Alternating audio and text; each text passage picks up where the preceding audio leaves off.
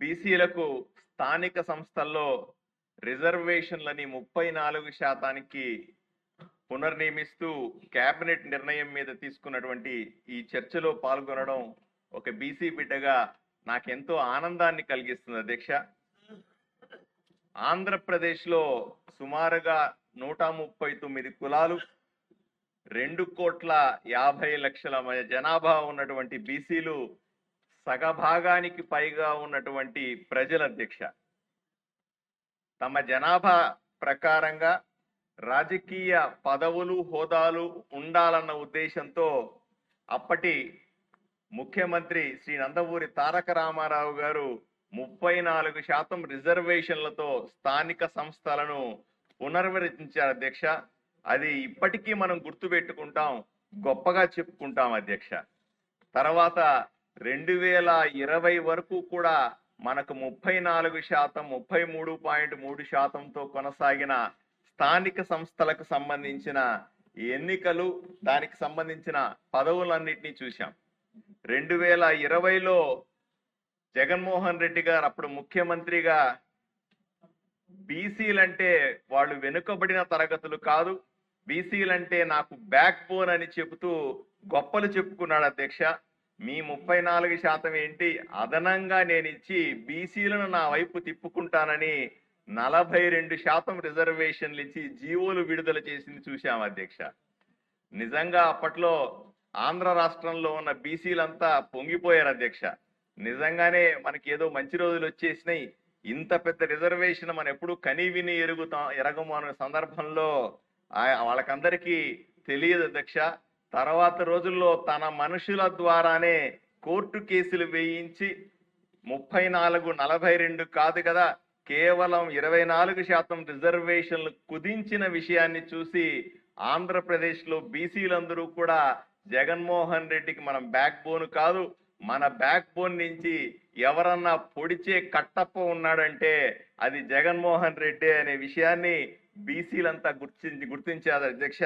నిజంగా రిజర్వేషన్లు పెరుగుతాయి అనుకున్న బీసీలకి 24% రిజర్వేషన్లు తగ్గించి సుమారుగా అప్పట్లో నిజంగా 34% రిజర్వేషన్లతో మనం ఎన్నికలు జరిపి ఉంటే సుమారుగా 16,800 మంది సర్పంచులు, ఎంపీటీసీలు, జెడ్పీటీసీలు అదనంగా అయ్యేవాళ్ళు.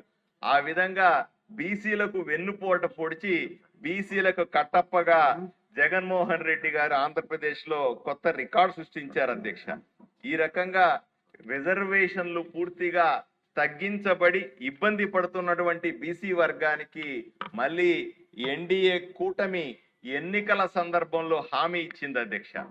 మనం గెలిచిన వెంటనే రిజర్వేషన్ ను పునరుద్ధరిస్తామని, మళ్ళీ ఎన్నిక ప్రభుత్వంలోకి రాగానే మళ్ళీ 34% రిజర్వేషన్ ఇస్తామని చెప్పి ఎన్నికలకు వెళ్ళాం అధ్యక్ష. అప్పుడు చెప్పాం, ఇప్పుడు ప్రభుత్వం రాగానే చేస్తున్నాం అధ్యక్ష. ఇది ఎంతో స్వాగతించాల్సిన అంశంగా ఇప్పుడు మనం చూడాల్సింది అధ్యక్ష. సగం జనాభాగా ఉన్నట్టు అంటే ఇంతకుముందు నేను జగన్మోహన్ రెడ్డి గారు లాంటి వ్యక్తి ముఖ్యమంత్రి అయితే, అంటే బీసీలకు వెన్నుపోటు పడిచే వ్యక్తి ముఖ్యమంత్రి అయితే ఏ విధంగా బీసీలు నష్టపోతారో చెప్పాను అధ్యక్ష.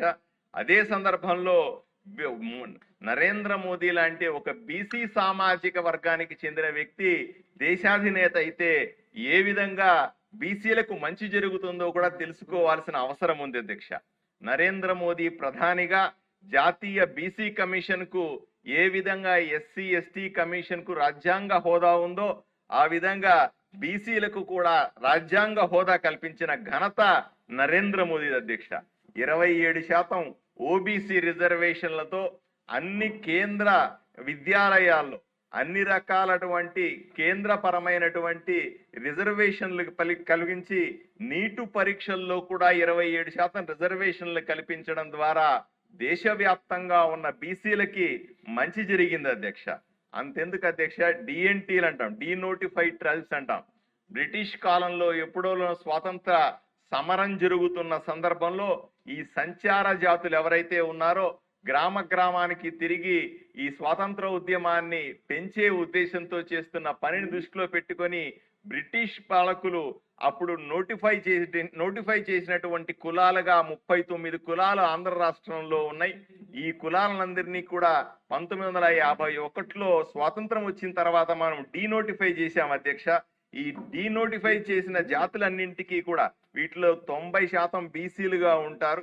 వీళ్ళందరినీ కూడా ప్రత్యేక బోర్డు ఏర్పాటు చేసి వీళ్లకు ప్రత్యేకమైన వసతులు ఏర్పాటు చేసే బాధ్యతను కేంద్ర ప్రభుత్వం తీసుకుందన్న విషయాన్ని ఈ సందర్భంగా తెలియజేస్తా ఉన్నది.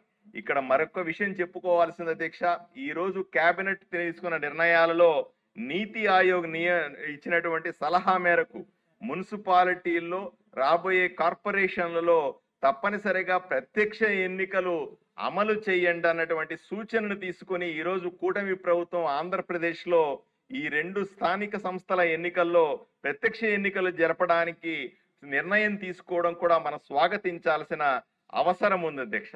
ఇక్కడ ఒక సూచన కూడా తప్పనిసరిగా చేయాలి అధ్యక్ష. బీసీ కులాల వర్గీకరణ ఏబిసిడి వర్గీకరణ కేవలం అడ్మిషన్లలో అదే విధంగా ఉద్యోగాల్లో మాత్రమే ఉంది. రాజకీయ పదవుల్లో ఈ రకమైన వర్గీకరణ లేకపోవడం వల్ల కొన్ని కులాలకే రాజకీయ లబ్ధి వస్తుంది, కొందరికే పదవులు వస్తున్నాయి, మళ్ళీ ఆ కులాలకే పదవులు వస్తున్నాయి. అత్యంత వెనుకబడిన కులాలకు రాజకీయ ప్రాధాన్యత రావాలన్నటువంటి భారతీయ జనతా పార్టీ లక్ష్యాన్ని నెరవేర్చుకోవడానికి రాబోయే రోజుల్లో అత్యంత మోస్ట్ బ్యాక్వర్డ్ క్లాసెస్ అయినటువంటి కులాలకు కూడా ప్రాధాన్యత ఇవ్వాల్సిందిగా కోరుతా ఉన్నాం. ఇదే సందర్భంలో మత ఆధారంగా ఉన్నటువంటి సామాజికంగా విద్యాపరంగా వెనుకబడినటువంటి వారికి ఇచ్చేటువంటి 4% బీసీఈ రిజర్వేషన్ కేవలం అడ్మిషన్ల కోసం ఉద్యోగాల కోసం మాత్రమే ఇచ్చినది. ఇది రాజకీయ రిజర్వేషన్ కాదు. గతంలో మనం చూసాం వైఎస్ఆర్సీపీ ప్రభుత్వంలో స్థానిక సంస్థల ఎన్నికల్లో బీసీఈ రిజర్వేషన్ సర్టిఫికెట్ తీసుకొని కూడా బీసీ కోటాలో చట్టసభల్లోకి వచ్చారు, స్థానిక సంస్థల పదవుల్లోకి వచ్చారు. దీని పట్ల కూడా తప్పనిసరిగా రాబోయే ఎన్నికల్లో మన ప్రభుత్వం అప్రమత్తంగా ఉండాలని నేను కోరుకుంటున్నా అధ్యక్ష. ఏది ఏమైనప్పటికీ ఈ రోజు తీసుకున్న నిర్ణయం చారిత్రాత్మక నిర్ణయం. కూటమి ప్రభుత్వం శ్రీ నారా చంద్రబాబు నాయుడు గారి నాయకత్వంలో తీసుకున్నటువంటి ఈ రిజర్వేషన్ల తిరిగి పెంపు అన్నటువంటి నిర్ణయాన్ని పూర్తిగా స్వాగతిస్తా ఉన్నాను. ఆంధ్రప్రదేశ్ లో ఉన్నటువంటి బీసీల వైపు నుంచి ధన్యవాదాలు తెలుపుకుంటున్నాను అధ్యక్ష. వంశీకృష్ణ యాదవ్ గారు.